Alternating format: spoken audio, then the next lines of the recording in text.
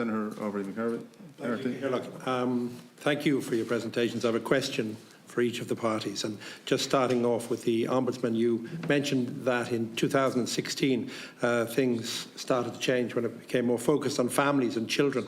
And you were saying that legislation doesn't allow for children to be the focus on their own, that their rights. And you stressed in your report, in your statement, that you're going to hold the committee, the state, accountable to the Lisbon Declaration. Pledge of 2030. So my question to you is, can you elaborate on what a dedicated child and family homelessness strategy would look like? And the reason I'm asking that is because in 2016 I sat where you were, and I debated about the homelessness figures, and I was given an undertaking by the Housing Minister that homelessness would be eradicated by 2020. So that's why I'm a little bit worried about the pledge there, but that's the question for yourself. Just regarding the DRHE, you know I'm passionate about homelessness. I set up an organisation called Tiglin. And I set it up with a bus on the street many years ago. Now we've 9 different centres. But it's to try and help people that are in a cohort of marginalisation. And we run the Lighthouse Cafe, and every day we see anywhere between 250 and 500 people. But what is interesting is a lot of the people we are dealing with from a homelessness point of view have additional needs, whether that be addiction, mental health issues. And in 2016, when I appeared here, I brought in an individual who had been given 3 houses by the state, and it was a wonderful model of housing first, but unfortunately the housing supports weren't there for him, and therefore he kept losing the houses. Today that chap is married, he's in business, and he has a mortgage, and he has his own house, so he's not relying on the state. So I'm just wondering, how are we addressing the additional housing supports for individuals like that? And then finally, with Mr. Keogh, you're talking about homelessness, and you've mentioned addiction and the different things in your report. So would you agree that homelessness ultimately stems from the lack of housing availability? And on the back of that, have you received your updating housing targets to revise your own county development plan and unlock the land for housing? And they're the questions. So thank you. A lot of questions there. Tricia, I think you want to answer the first question.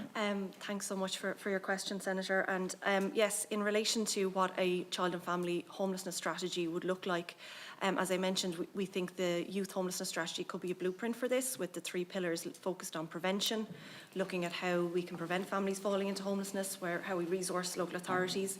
Some already have good plans in place, so how can we learn from that and bolster those interventions to ensure children aren't experiencing homelessness in the first place. We also want to see that... Is there any of those pillars you prioritise? Prevention obviously is the most important, and then supporting exits out of homelessness, particularly for children who are there more than 6 months.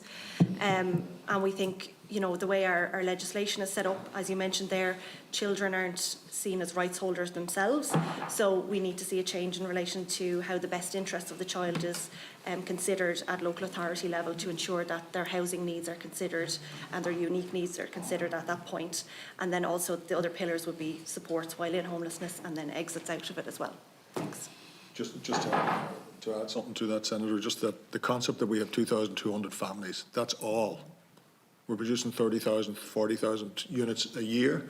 We should be in a position to move them out in an emergency situation.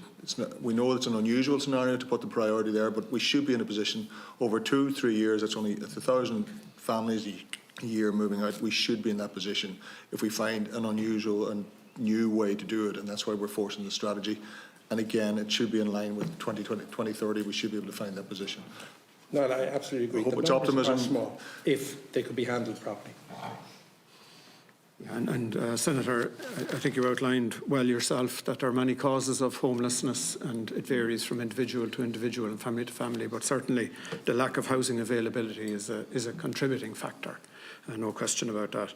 In terms of the Minister and the housing requirements, we received a letter from the Minister, all Chief Executives, about 2 months ago, I haven't got the exact date, advising us... 16th of May letter. 16th of May, advising us that we were to prepare to vary our county development plans and city development plans to provide for additional zoning, and that the housing requirement for each county would be notified to us soon, and we just haven't got that follow-up letter yet giving us the housing requirements. So that's a big problem, and I'm finishing up here. But just my own area of Kildare, there was an area, they were looking for a pre-planning meeting, but they were saying we've already gone over our targets, so we can't authorise that because they haven't been given the updated housing targets.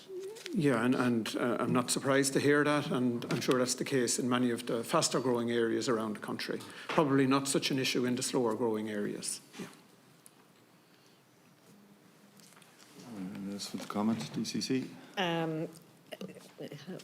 Senator, thank you, and thank you very much for your work in this area. It's well recognised.